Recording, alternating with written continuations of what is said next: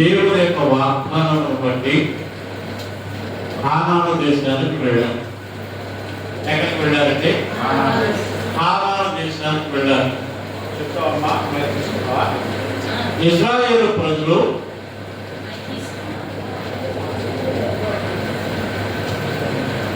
దేవుని యొక్క వాగ్దానమును బట్టి వారు కానాను దేశానికి వెళ్ళారు. మనలను కూడా ప్రభువు పరమ కానానికి చేర్చాలనుకుంటున్నాడు. పరమ కానాన అనగా పరలోక రాజ్యానికి చేర్చాలనుకుంటున్నాడు. హల్లెలూయా. అందుకు మనం ఏం చేయాలి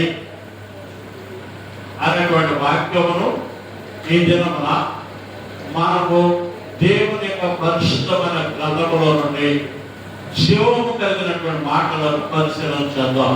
ఇర్మియా గ్రంథము ఇర్మియా గ్రంథము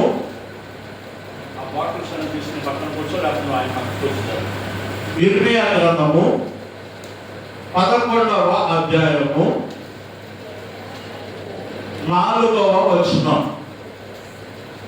ఇర్మియా గ్రంథము 11వ అధ్యాయము 4వ వచనం.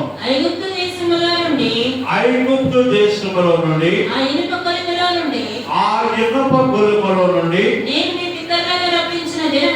నేను మీ పితరులను రప్పించిన దినమున నేను ఈ ఆజ్ఞ ఇచ్చితిని. హల్లెలూయా.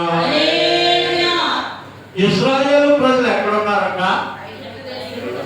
ఐగుప్తు దేశంలో ఉన్నారు. That I commanded your fathers when I brought them out of the land of Egypt. ఎక్కడ ఉన్నారండి? ఐగుప్తు దేశంలో ఉన్నారు. ఐగుప్తు దేశము ఎటువంటి దేశం అంటే విగ్రహాలతోనూ పాపముతోనూ దేవునికి వ్యతిరేకమైన కార్యమును జరిగించేటువంటి దేశము ఆ దేశం. ఈ ప్రజలు ఎట్లా ఉన్నారంటే ఇనుప కొలుములో ఉన్నట్లుగా ఉన్నారంట. ఇనుప కొలుములు అంటే ఎప్పుడు కాలుతా ఉంటుంది, వారికి ఎప్పుడు శ్రమలే.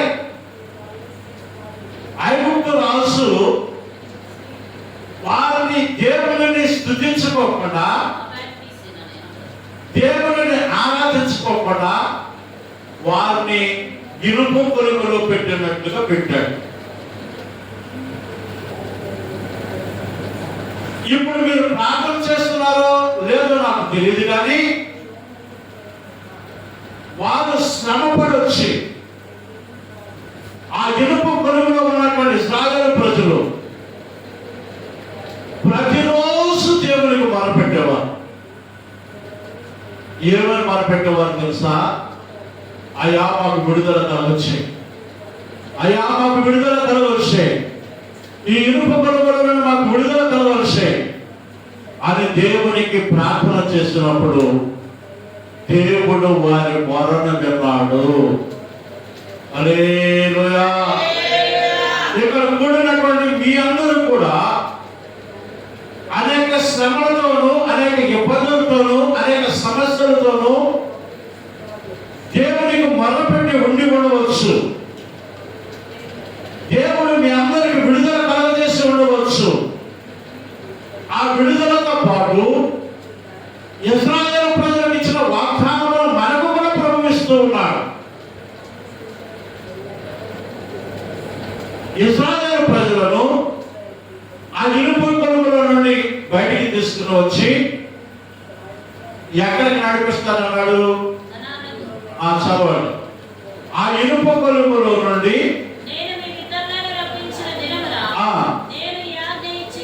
నేను ఈ ఆజ్ఞ ఇచ్చితిని, నేడున్నట్లుగా పాలు తేనెలు ప్రవహించు దేశమును మీ పితరులకు ఇచ్చేదనని నేను వారితో చేసిన ప్రమాణము నేను నెరవేరుస్తా. హల్లెలూయా, హల్లెలూయా, హల్లెలూయా.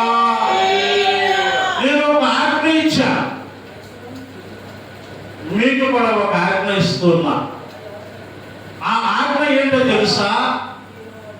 ఆ ఆజ్ఞను అనుసరించి నడిచినటువంటి వారే పాలు తేనెలు ప్రపంచ కానాను దేశాలకు వెళతారు.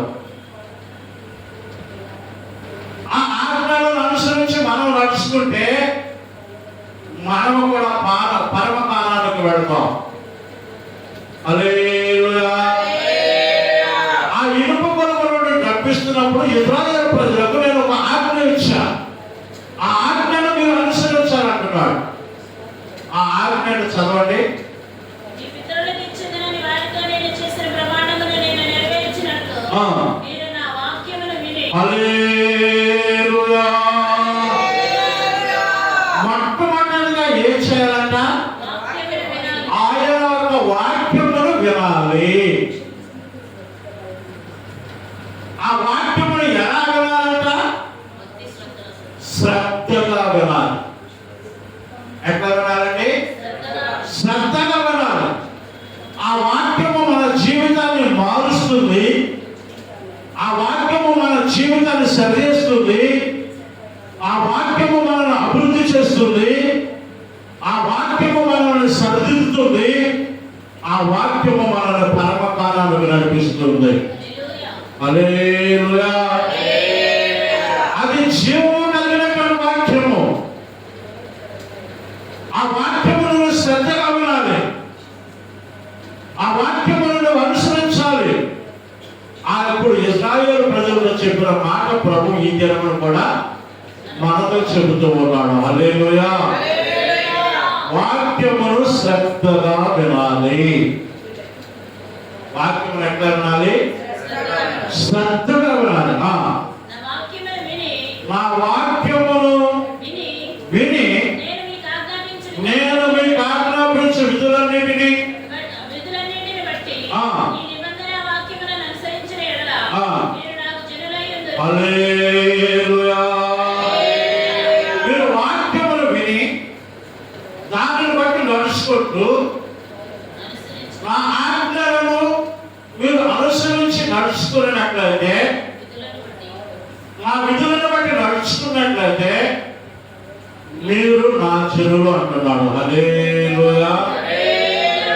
అని ఎవరమండి? ఆయన జనులను. ఆయన జనులు. మరి ఆయన ఒక వాక్యాన్ని వినాలి.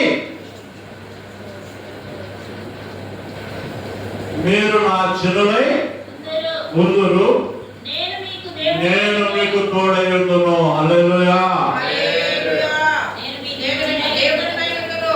నేను మీకు దేవుడినై ఉందును. మీకు దేవుడనై ఉందును అంటున్నాడు. మన పిల్లలకి మనం సరైనటువంటి సంరక్షణ ఇస్తామో లేదో నాకు తెలియదు, కానీ నీవు దేవుని యందు భయభక్తులు కలిగి ఉంటే, ఆయన ఒక వాక్యమును విని అనుసరిస్తే, ఆయన ఆజ్ఞలను కట్టడలను బట్టి నువ్వు నడుచుకుంటే మనకు ఏ కొదవ ఉండదు. ఆయన మనకు దేవుడు, మనం ఆయన పిల్లలు. హల్లెలూయా. నీ పిల్లలకి ఏం కావాలో ఒక్కొక్కసారి నువ్వు చేయలేకపోవచ్చు. నీ ఆర్థిక పరిస్థితులను బట్టి, నీకు సమయం కుదరకపోవడాన్ని బట్టి నీ చేతిలో ధనం ఉండవచ్చు, సమయం కుదరకపోవచ్చు. ఆ పిల్లలు అనవచ్చు, అమ్మా నువ్వు నాకు అది కొని పెడతానన్నావుగా, నాకు ఇది కొని పెడతానన్నావుగా, ఏంటమ్మా నెరవేర్చలేదు, నువ్వు చెప్పేది అబద్ధాలు డాడీ, నువ్వు చెప్తున్నావని అబద్ధాలు అని మన పిల్లలు మనల్ని అనవచ్చునేమో, కానీ మన దేవుడు మాత్రం మాటిస్తే తప్పనటువంటి వాడు. హల్లెలూయా. నెరవేర్చు దేవుడు మన దేవుడే ఉన్నాడు. నువ్వేం చేయాలో తెలుసా? ఆయన యందు భయభక్తులు కలిగి ఆయనను స్తుతిస్తూ ఆయన యొక్క వాక్యమును శ్రద్ధగా విని ఆయన కట్టడల విధులను అనుసరించి నడుచుకున్నట్లయితే ఈ పరిశుద్ధ గ్రంథంలో ఉన్న ఆశీర్వాదములన్నీ నీకు కలుగుతాయని దేవుడు చెప్తూ ఉన్నాడు. హల్లెలూయా. హల్లెలూయా. హల్లెలూయా. నెక్స్ట్ యెషయా గ్రంథము 49వ అధ్యాయము